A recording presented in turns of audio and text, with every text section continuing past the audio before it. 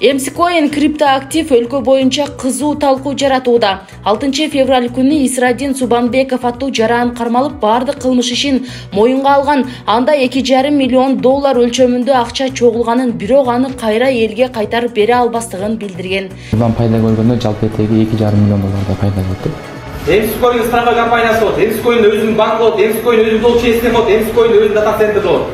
Жабыркагандар арасында бейрасмий түрдө Баткен облусунда да орточо 200 000 сомго чейин акча салган жарандар да бар. Аты жөнүн айткысы келбеген каарманыбыз кантип азгырылганын айтып берди. Туугандарымдан алып турганмын, анан үйдө көбүм айтсам көбүм макулдуп берген 100 000, анан 100 000 туугандарымдан алгам. Ушундай эмес. Далерга андай эле кызыкпайт элем, анан мага кирдиктен кызыгып болот деп $1 3 долларга чыкты. 3 долларга чыккан малды сатсак өзүбүздүн акчабыз ашыгы менен чыга турган абалга келген да. Жок, мындан жашоо малды деген жок.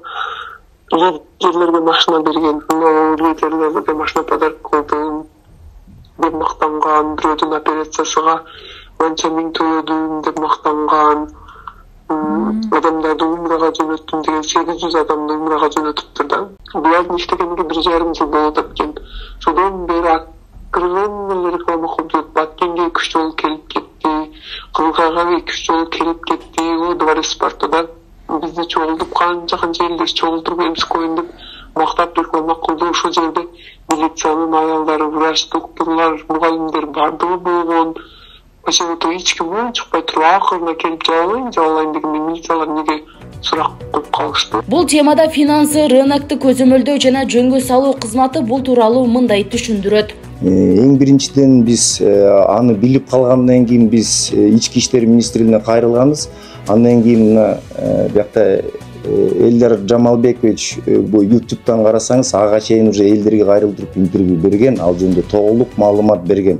Бул тууралуу Баткен облустук ички иштер башкармалыгына эч кандай арыз билдирүүлөр келип түшпөгөнүн басма сөз кызматы билдирди.